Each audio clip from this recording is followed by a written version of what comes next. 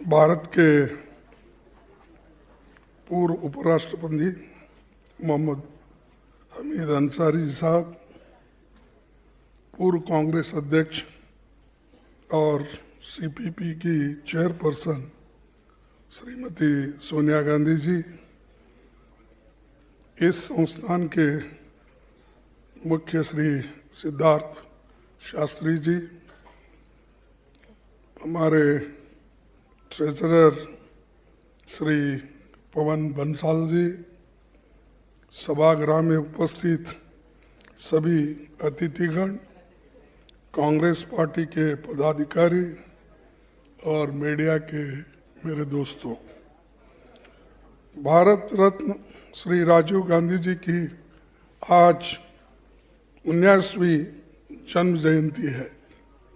इस अवसर पर देश भर में कई आयोजन हो रहे हैं, लेकिन राजीव गांधी राष्ट्रीय सद्भावना पुरस्कार समारोह बहुत खास है।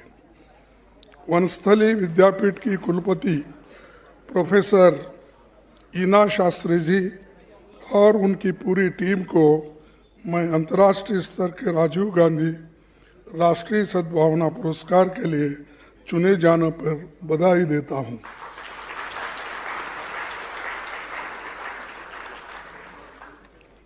कौमी एकता, शांति और सौहार्द के क्षेत्र में अनूठे योगदान के कारण वनस्थली को पुरस्कार के लिए चुना गया है। राजीव गांधी जी सद्भावना, विश्व शांति, कौमी एकता, महिलाओं और कमजोर तबकों के सशक्तिकरण को अपने विचारों में सबसे अधिक महत्व देते हैं। प्रधानमंत्री के रूप में शानदार कामकाज से उन्होंने दुनिया के शीर्ष नेताओं में से अपनी जगह बनाई। आजकल अलग अलग विचारधारा के लोग राजीव जी की उपलब्धियों को नज़रअंदाज करने की कोशिश करते हैं। भगवान बुद्ध कहते थे कि 3 चीज़ें लंबे समय तक छिप नहीं सकती, वो सूरज, चंद्रमा और सत्य। उसी तरह राजीव जी की सफलताओं को छिपाया नहीं जा सकता।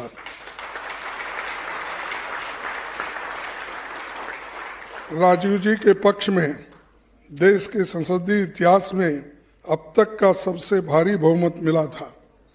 1984 में लोकसभा में कांग्रेस 401 सीटें जीती थी,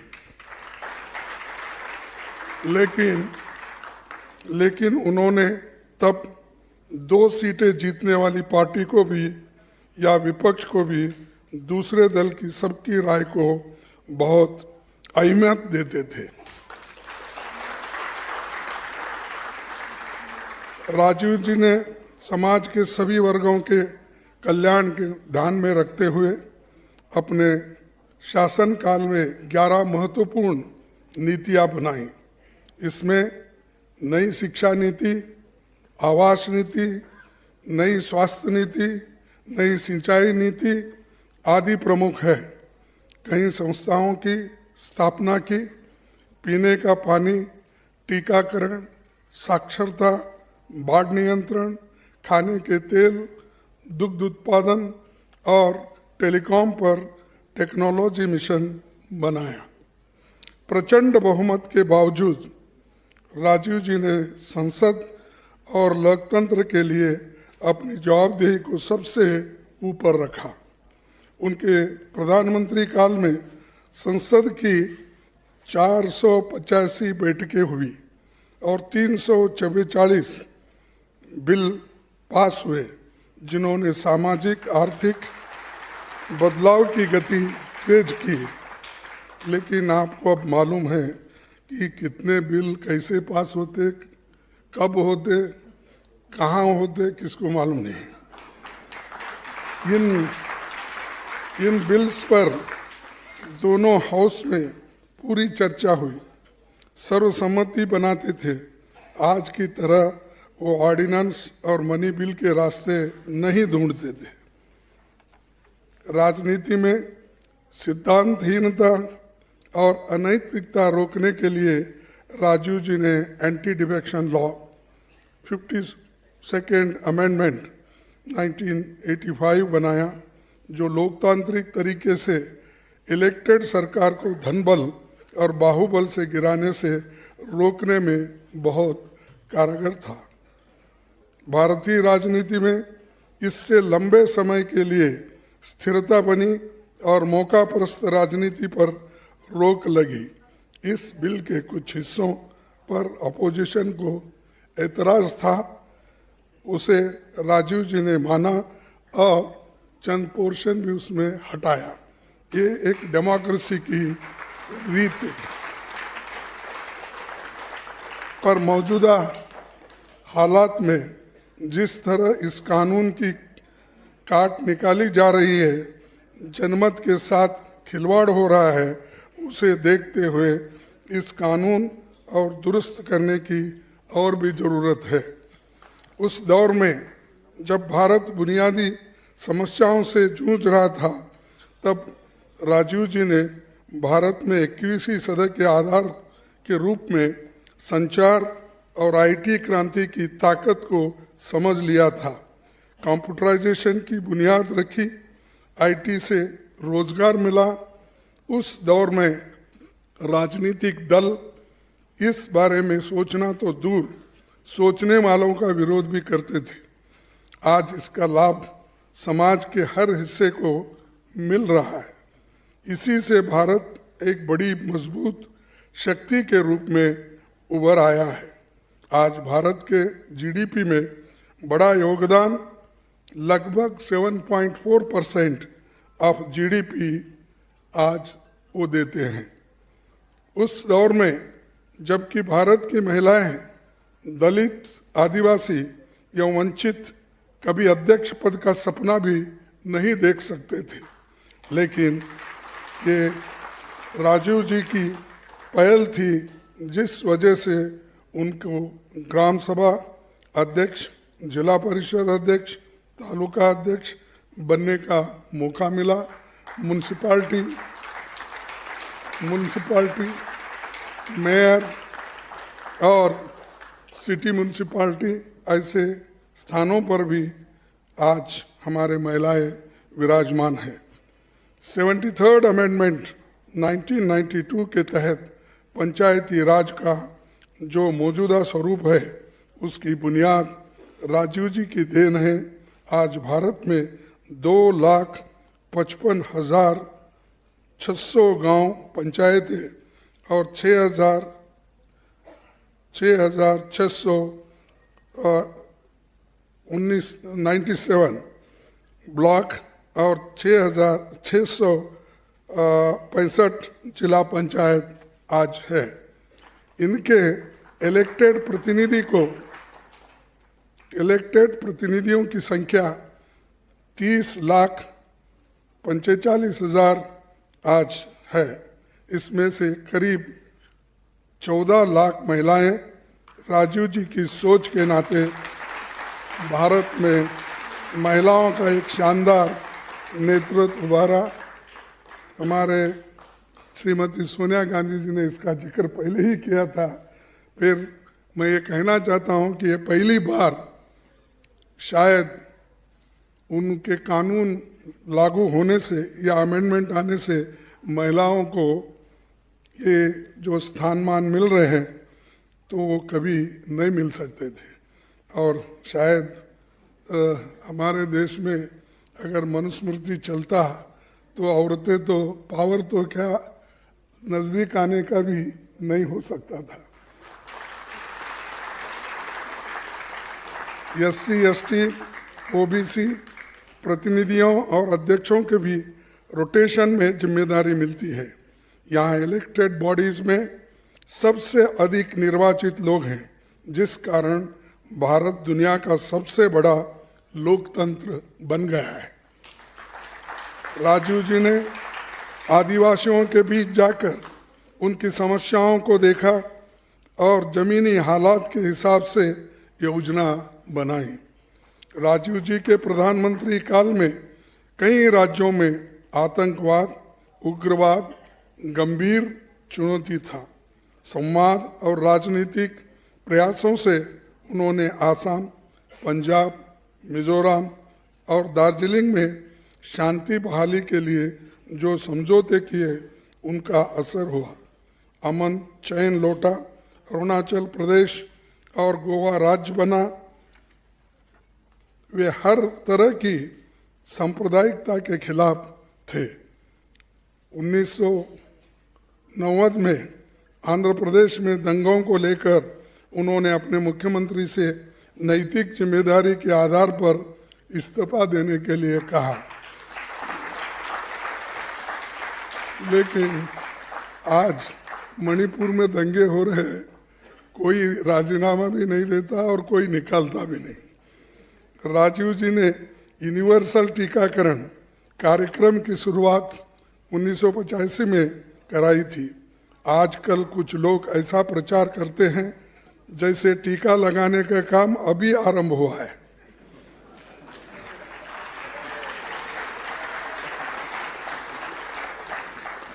ये बहुत पहले से हो रहा है। PCG, TB, OPV, polio, DPT आदि के टीकों ने करोड़ों लोगों की जान बचाई, लाखों बच्चों को नया जीवन दिलाया, बीमारी से मुक्त किया। पोलियो से मुक्ति मिली। उनके बनाए टेक्नोलॉजी मिशन के भारत वैक्सीन उत्पादन में दुनिया में अग्रणी देश बना। राजीव जी ने 61वें संविधान संशोधन से वोटिंग की उम्र 21 साल से घटाकर 18 साल तक किया, जिसे युवा राष्ट्र निर्माण के सीधे जुड़ सके। उन्होंने ही स्वामी विवेकानंद की जयंती को राष्ट्रीय युवा दिवस के रूप में घोषित किया। युवाओं के बेहतर भविष्य के लिए उन्होंने हर जिले में नवोदय विद्यालय बनाए। केंद्रीय विद्यालयों का भी मजबूत ढांचा खड़ा किया। इसी तहत राजीव जी ने 1988 में पहली बार कृषि उत्पादनों की बर्बादी रोकने और उसकी प्रोसेसिंग कर किसानों के लाभ के लिए फूड प्रोसेसिंग मंत्रालय उन्होंने बनाया। गंगा सफाई के लिए गंगा कार्य योजना आरंभ की। राष्ट्रीय बंजर भूमि विकास बोर्ड बनाया। पर्यावरण संरक्षण के लिए व्यापक कानून बनाया। इनको आज कमजोर किया जा रहा है दिन पे दिन। अपनी आधुनिक और दूरदर्शी सोच के कारण राजीव जी तीसरी दुनिया के देशों के नायक बने थे।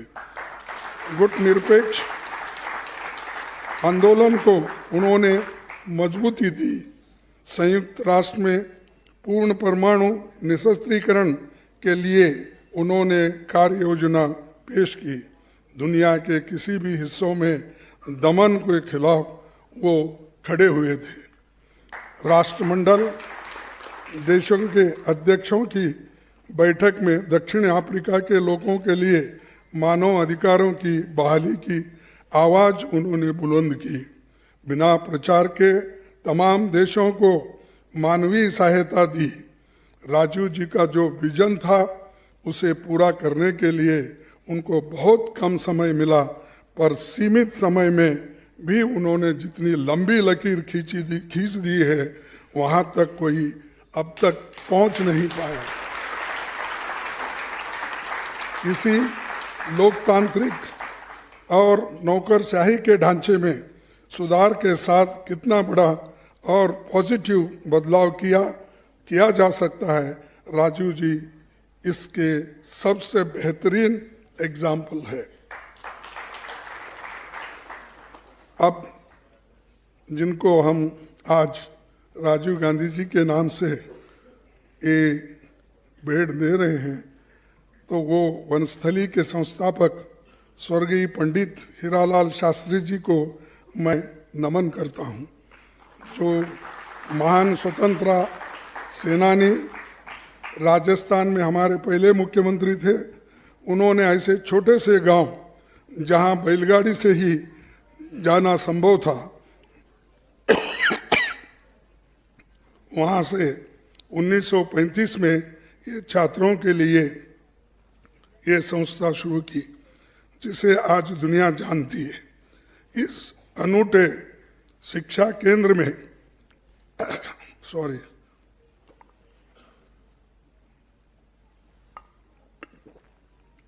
इस अनूठे शिक्षा केंद्र में बालिकाओं को नर्सरी से पीजी तक केवल पठन पाठन नहीं होता, बल्कि वैज्ञानिक मूल्यों के साथ परंपराओं संस्कारों की शिक्षा भी दी जाती है। ये भी सिखाया जाता है कि देश और समाज के प्रति उनकी क्या जिम्मेदारी है। वनस्थली परिसर में डेमोक्रेटिक वैल्यूज, मानवीय मूल्यों, राष्ट्रीय एकता और अखंडता की शिक्षा दी जाती है। बालिकाओं ने मन में अंतर्राष्ट्रीय सद्भावना के बीज बोए जाते हैं। जो बालिकाएं इस परिसर में से निकलती है, विभिन्न क्षेत्रों में यहाँ से निकली छात्राएं रोशनी बिखेर देती है।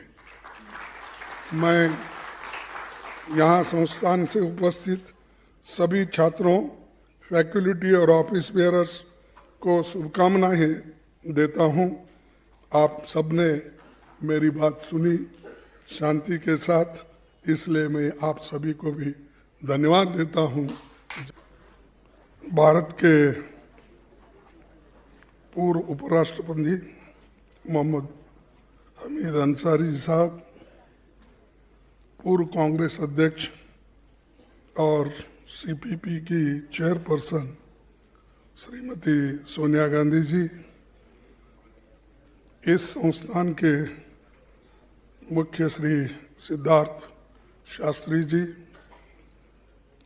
हमारे ट्रेजरर श्री पवन बंसाल जी, सभागृह में उपस्थित सभी अतिथिगण, कांग्रेस पार्टी के पदाधिकारी और मीडिया के मेरे दोस्तों, भारत रत्न श्री राजीव गांधी जी की आज 19वीं जन्म जयंती है।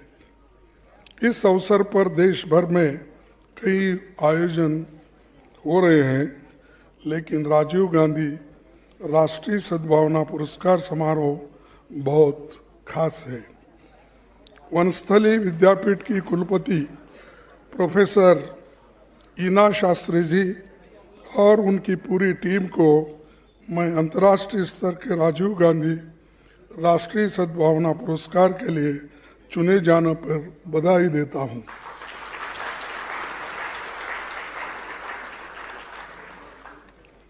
कौमी एकता, शांति और सौहार्द के क्षेत्र में अनूठे योगदान के कारण वनस्थली को पुरस्कार के लिए चुना गया है।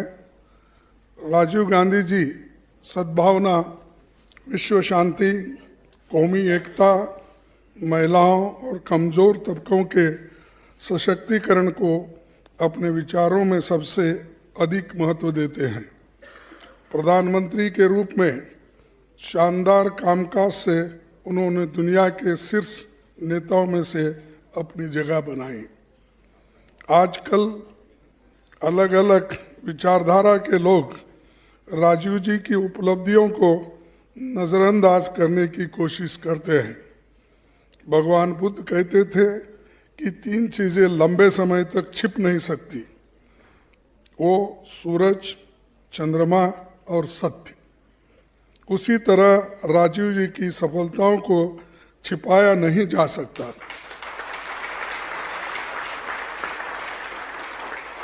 राजीव जी के पक्ष में देश के संसदीय इतिहास में अब तक का सबसे भारी बहुमत मिला था।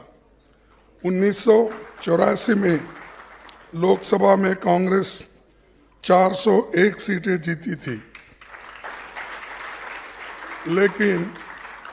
लेकिन उन्होंने तब 2 सीटें जीतने वाली पार्टी को भी या विपक्ष को भी दूसरे दल की सबकी राय को बहुत अहमियत देते थे। राजीव जी ने समाज के सभी वर्गों के कल्याण के ध्यान में रखते हुए अपने शासनकाल में 11 महत्वपूर्ण नीतियां बनाई। इसमें नई शिक्षा नीति, आवास नीति, नई स्वास्थ्य नीति, नई सिंचाई नीति आदि प्रमुख है।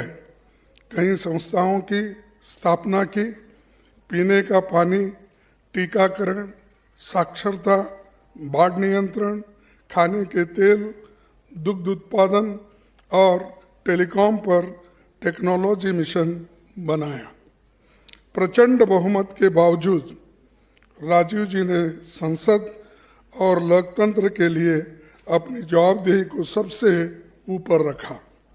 उनके प्रधानमंत्री काल में संसद की 485 बैठकें हुई और 344 बिल पास हुए, जिन्होंने सामाजिक आर्थिक बदलाव की गति तेज की। लेकिन आपको अब मालूम है कि कितने बिल कैसे पास होते, कब होते, कहाँ होते, किसको मालूम नहीं। इन बिल्स पर दोनों हाउस में पूरी चर्चा हुई, सर्वसम्मति बनाते थे। आज की तरह वो ऑर्डिनेंस और मनी बिल के रास्ते नहीं ढूंढते थे। राजनीति में सिद्धांतहीनता और अनैतिकता रोकने के लिए राजीव जी ने anti defection law 52nd amendment 1985 बनाया, जो लोकतांत्रिक तरीके से इलेक्टेड सरकार को धनबल और बाहुबल से गिराने से रोकने में बहुत कारगर था। भारतीय राजनीति में इससे लंबे समय के लिए स्थिरता बनी और मौकापरस्त राजनीति पर रोक लगी। इस बिल के कुछ हिस्सों पर अपोजिशन को एतराज था, उसे राजीव जी ने माना और चंद पोर्शन भी उसमें हटाया। ये एक डेमोक्रेसी की रीत है। पर मौजूदा हालात में जिस तरह इस कानून की काट निकाली जा रही है, जनमत के साथ खिलवाड़ हो रहा है, उसे देखते हुए इस कानून और दुरुस्त करने की और भी ज़रूरत है। उस दौर में जब भारत बुनियादी समस्याओं से जूझ रहा था, तब राजीव जी ने भारत में 21वीं सदी के आधार के रूप में संचार और आईटी क्रांति की ताकत को समझ लिया था। कंप्यूटराइजेशन की बुनियाद रखी, आईटी से रोजगार मिला। उस दौर में राजनीतिक दल इस बारे में सोचना तो दूर, सोचने वालों का विरोध भी करते थे। आज इसका लाभ समाज के हर हिस्से को मिल रहा है। इसी से भारत एक बड़ी मजबूत शक्ति के रूप में उभर आया है। आज भारत के जीडीपी में बड़ा योगदान, लगभग 7.4% ऑफ जीडीपी आज वो देते हैं। उस दौर में जबकि भारत की महिलाएं, दलित, आदिवासी या वंचित कभी अध्यक्ष पद का सपना भी नहीं देख सकते थे, लेकिन ये राजीव जी की पहल थी, जिस वजह से उनको ग्राम सभा अध्यक्ष, जिला परिषद अध्यक्ष, तालुका अध्यक्ष बनने का मौका मिला। म्यूनसिपाल्टी मेयर और सिटी म्यूनसिपाल्टी ऐसे स्थानों पर भी आज हमारे महिलाएं विराजमान हैं। 73rd अमेंडमेंट 1992 के तहत पंचायती राज का जो मौजूदा स्वरूप है, उसकी बुनियाद राजीव जी की देन है। आज भारत में 2,55,600 गांव पंचायतें और 6,697 ब्लॉक और 6,665 जिला पंचायत आज है। इनके इलेक्टेड प्रतिनिधियों की संख्या 30,45,000 आज है। इसमें से करीब 14 लाख महिलाएं। राजीव जी की सोच के नाते भारत में महिलाओं का एक शानदार नेतृत्व उभारा। हमारे श्रीमती सोनिया गांधी जी ने इसका जिक्र पहले ही किया था। फिर मैं ये कहना चाहता हूँ कि ये पहली बार शायद उनके कानून लागू होने से या अमेंडमेंट आने से महिलाओं को ये जो स्थान-मान मिल रहे हैं तो वो कभी नहीं मिल सकते थे। और शायद हमारे देश में अगर मनुस्मृति चलता तो औरतें तो पावर तो क्या नज़दीक आने का भी नहीं हो सकता था। SC, ST, OBC प्रतिनिधियों और अध्यक्षों के भी रोटेशन में जिम्मेदारी मिलती है। यहाँ इलेक्टेड बॉडीज में सबसे अधिक निर्वाचित लोग हैं, जिस कारण भारत दुनिया का सबसे बड़ा लोकतंत्र बन गया है। राजीव जी ने आदिवासियों के बीच जाकर उनकी समस्याओं को देखा और जमीनी हालात के हिसाब से योजना बनाई। राजीव जी के प्रधानमंत्री काल में कई राज्यों में आतंकवाद, उग्रवाद गंभीर चुनौती था। संवाद और राजनीतिक प्रयासों से उन्होंने आसाम, पंजाब, मिजोरम और दार्जिलिंग में शांति बहाली के लिए जो समझौते किए उनका असर हुआ। अमन चैन लौटा, अरुणाचल प्रदेश और गोवा राज्य बना। वे हर तरह की सांप्रदायिकता के खिलाफ थे।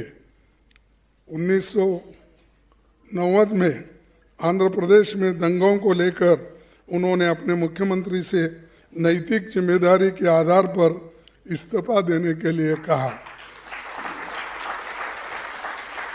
लेकिन आज मणिपुर में दंगे हो रहे हैं, कोई राजीनामा भी नहीं देता और कोई निकालता भी नहीं। राजीव जी ने यूनिवर्सल टीकाकरण कार्यक्रम की शुरुआत 1985 में कराई थी। आजकल कुछ लोग ऐसा प्रचार करते हैं जैसे टीका लगाने का काम अभी आरंभ हुआ है।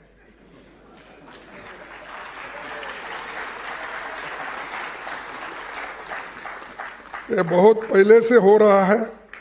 PCG, TB, OPV, polio, DPT आदि के टीकों ने करोड़ों लोगों की जान बचाई, लाखों बच्चों को नया जीवन दिलाया, बीमारी से मुक्त किया। पोलियो से मुक्ति मिली। उनके बनाए टेक्नोलॉजी मिशन के भारत वैक्सीन उत्पादन में दुनिया में अग्रणी देश बना। राजीव जी ने 61वें संविधान संशोधन से वोटिंग की उम्र 21 साल से घटाकर 18 साल तक किया, जिसे युवा राष्ट्र निर्माण के सीधे जुड़ सके। उन्होंने ही स्वामी विवेकानंद की जयंती को राष्ट्रीय युवा दिवस के रूप में घोषित किया।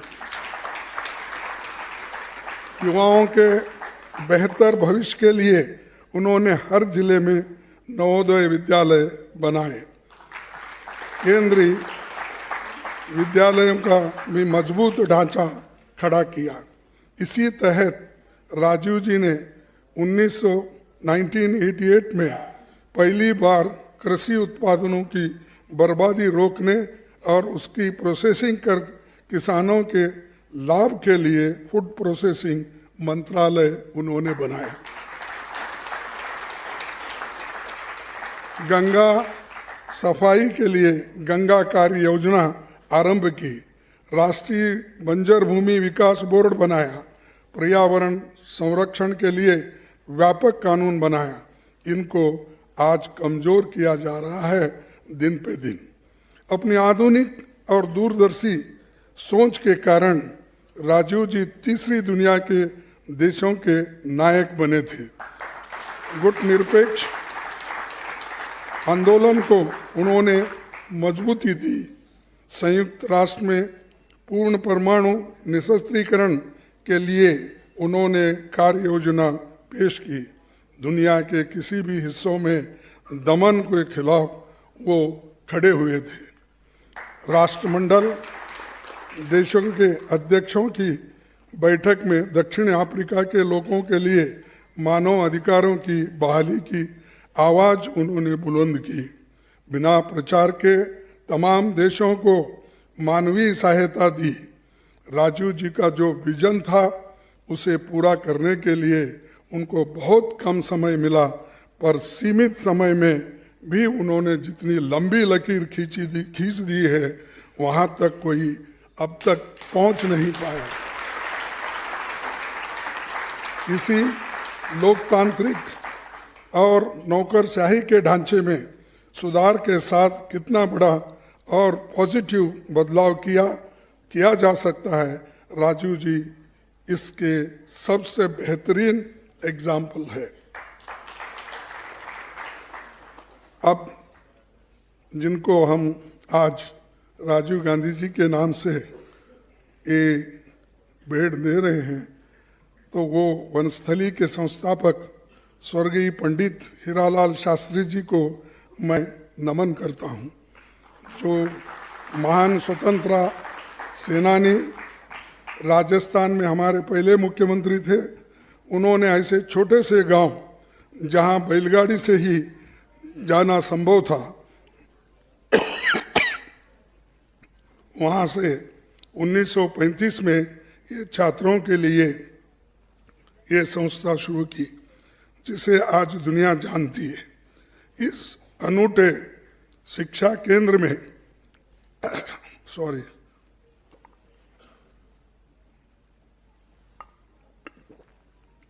इस अनूठे शिक्षा केंद्र में बालिकाओं को नर्सरी से पीजी तक केवल पठन पाठन नहीं होता, बल्कि वैज्ञानिक मूल्यों के साथ परंपराओं संस्कारों की शिक्षा भी दी जाती है।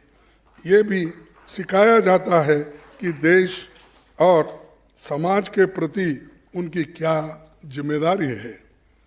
वनस्थली परिसर में डेमोक्रेटिक वैल्यूज़, मानवीय मूल्यों, राष्ट्रीय एकता और अखंडता की शिक्षा दी जाती है।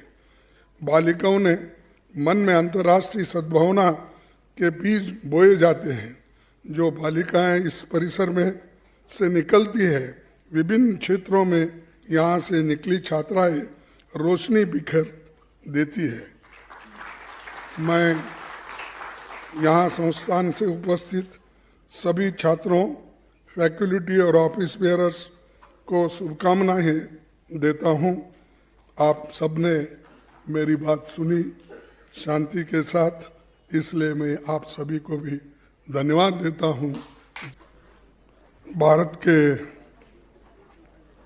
पूर्व उपराष्ट्रपति मोहम्मद हमीद अंसारी साहब, पूर्व कांग्रेस अध्यक्ष और सीपीपी की चेयरपर्सन श्रीमती सोनिया गांधी जी,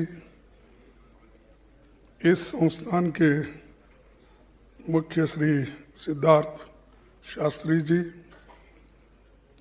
हमारे ट्रेजरर श्री पवन बंसाल जी, सभागृह में उपस्थित सभी अतिथिगण, कांग्रेस पार्टी के पदाधिकारी और मीडिया के मेरे दोस्तों, भारत रत्न श्री राजीव गांधी जी की आज 19वीं जन्म जयंती है। इस अवसर पर देश भर में कई आयोजन हो रहे हैं, लेकिन राजीव गांधी राष्ट्रीय सद्भावना पुरस्कार समारोह बहुत खास है। वनस्थली विद्यापीठ की कुलपति प्रोफेसर ईना शास्त्री जी और उनकी पूरी टीम को मैं अंतर्राष्ट्रीय स्तर के राजीव गांधी राष्ट्रीय सद्भावना पुरस्कार के लिए चुने जाने पर बधाई देता हूं।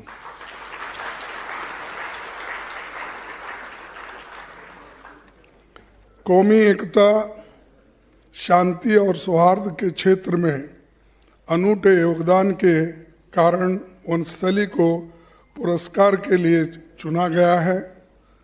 राजीव गांधी जी सद्भावना, विश्व शांति, कौमी एकता, महिलाओं और कमज़ोर तबकों के सशक्तिकरण को अपने विचारों में सबसे अधिक महत्व देते हैं। प्रधानमंत्री के रूप में शानदार कामकाज से उन्होंने दुनिया के शीर्ष नेताओं में से अपनी जगह बनाई।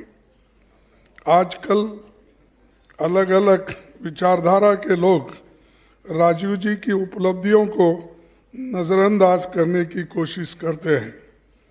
भगवान बुद्ध कहते थे कि 3 चीज़ें लंबे समय तक छिप नहीं सकती, वो सूरज, चंद्रमा और सत्य।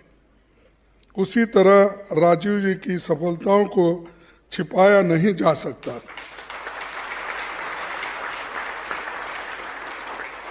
राजीव जी के पक्ष में देश के संसदीय इतिहास में अब तक का सबसे भारी बहुमत मिला था। 1984 में लोकसभा में कांग्रेस 401 सीटें जीती थी, लेकिन उन्होंने तब 2 सीटें जीतने वाली पार्टी को भी या विपक्ष को भी दूसरे दल की सबकी राय को बहुत अहमियत देते थे। राजीव जी ने समाज के सभी वर्गों के कल्याण के ध्यान में रखते हुए अपने शासनकाल में 11 महत्वपूर्ण नीतियां बनाई। इसमें नई शिक्षा नीति, आवास नीति, नई स्वास्थ्य नीति, नई सिंचाई नीति आदि प्रमुख है। कई संस्थाओं की स्थापना की, पीने का पानी, टीकाकरण, साक्षरता, बाढ़ नियंत्रण, खाने के तेल, दुग्ध उत्पादन और टेलीकॉम पर टेक्नोलॉजी मिशन बनाया। प्रचंड बहुमत के बावजूद राजीव जी ने संसद और लोकतंत्र के लिए अपनी जवाबदेही को सबसे ऊपर रखा।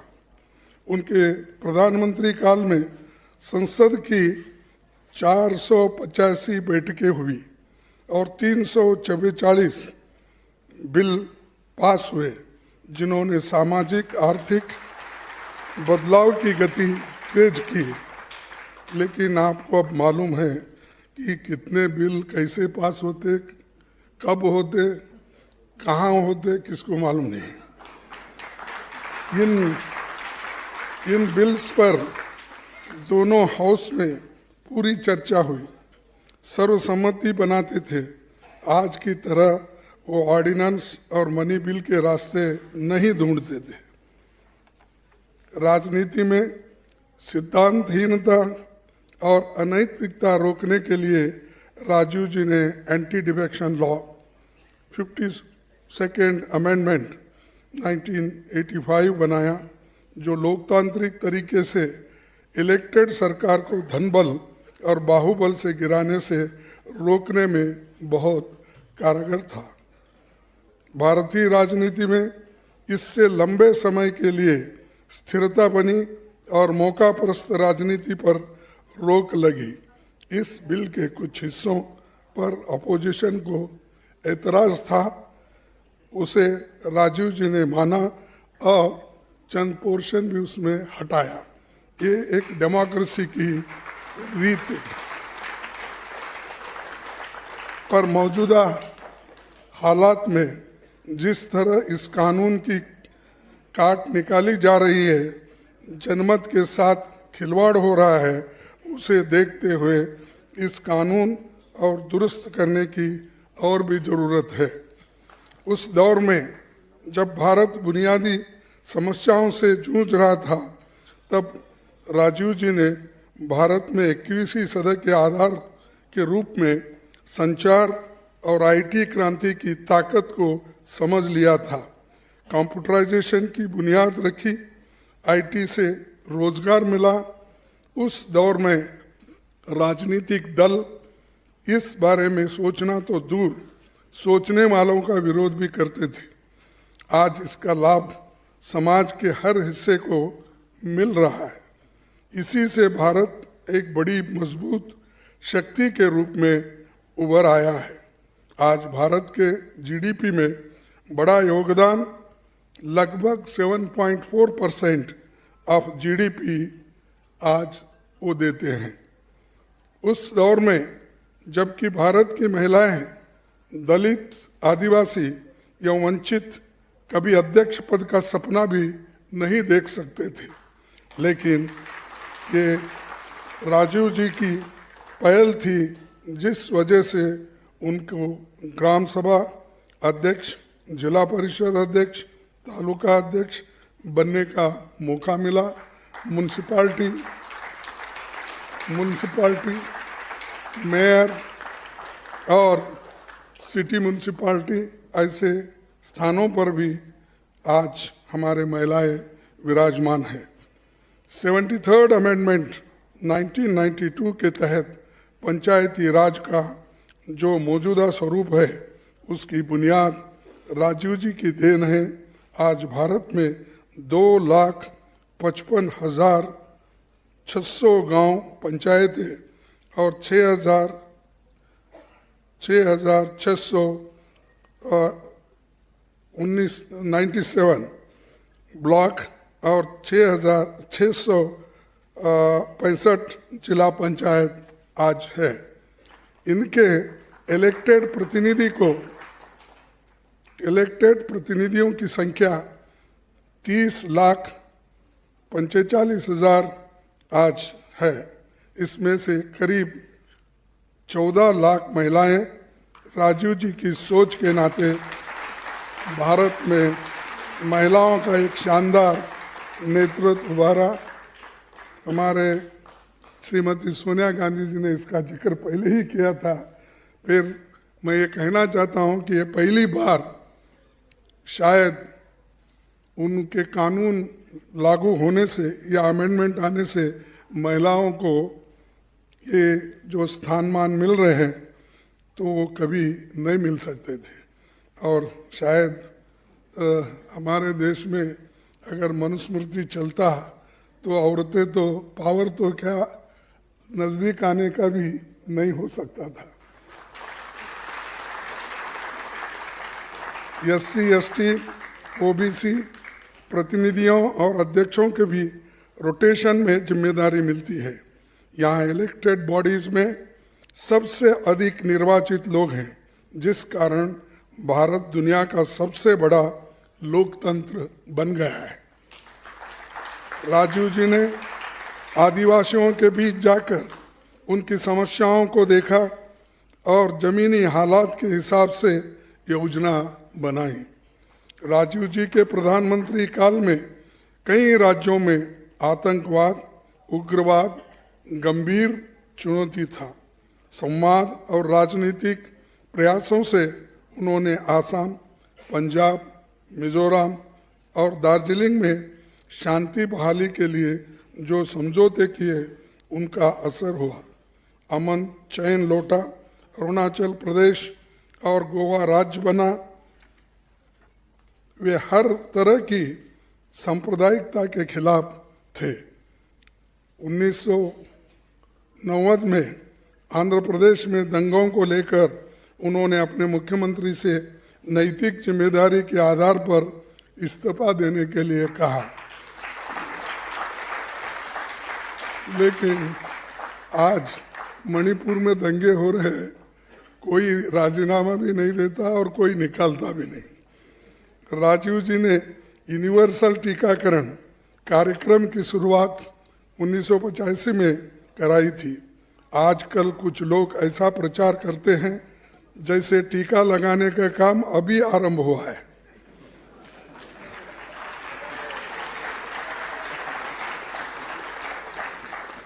ये बहुत पहले से हो रहा है।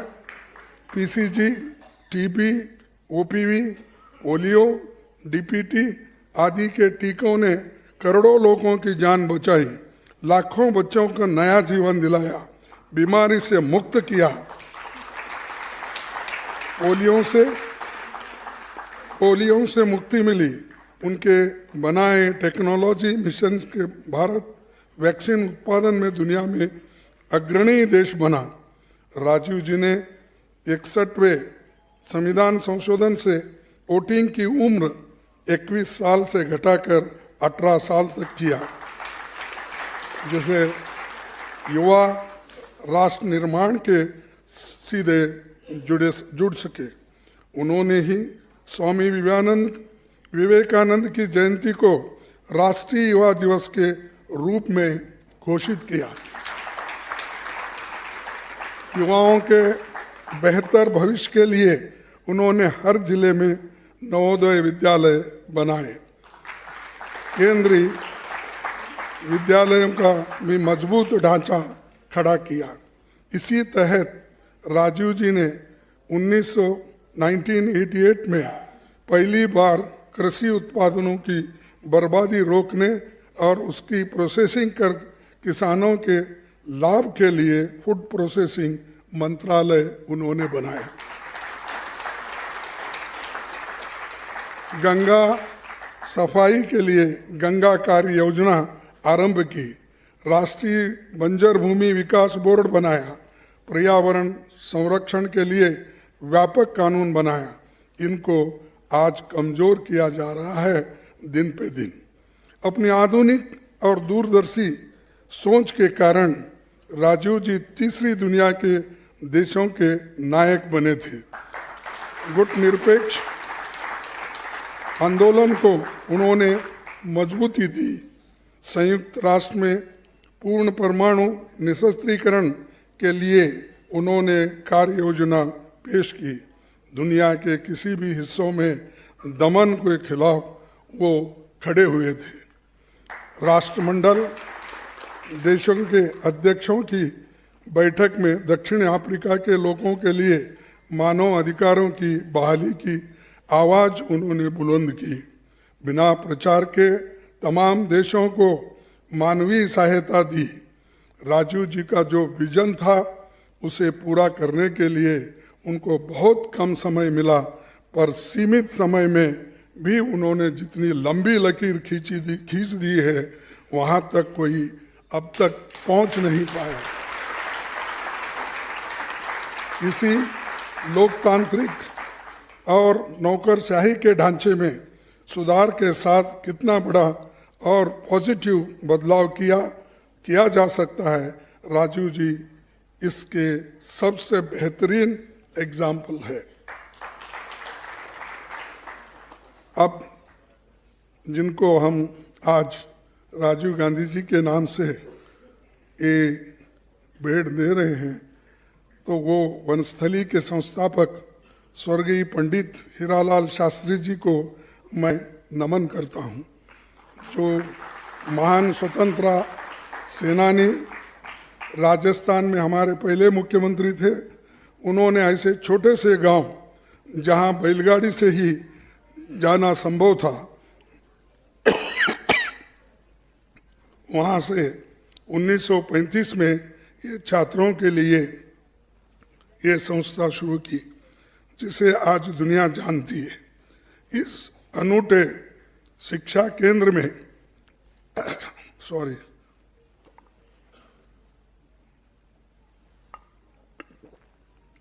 इस अनूठे शिक्षा केंद्र में बालिकाओं को नर्सरी से पीजी तक केवल पठन पाठन नहीं होता, बल्कि वैज्ञानिक मूल्यों के साथ परंपराओं संस्कारों की शिक्षा भी दी जाती है। ये भी सिखाया जाता है कि देश और समाज के प्रति उनकी क्या जिम्मेदारी है। वनस्थली परिसर में डेमोक्रेटिक वैल्यूज, मानवीय मूल्यों, राष्ट्रीय एकता और अखंडता की शिक्षा दी जाती है। बालिकाओं ने मन में अंतर्राष्ट्रीय सद्भावना के बीज बोए जाते हैं। जो बालिकाएं इस परिसर में से निकलती है, विभिन्न क्षेत्रों में यहाँ से निकली छात्राएं रोशनी बिखेर देती है। मैं यहाँ संस्थान से उपस्थित सभी छात्रों, फैकल्टी और ऑफिस बेयरर्स को शुभकामनाएं देता हूँ।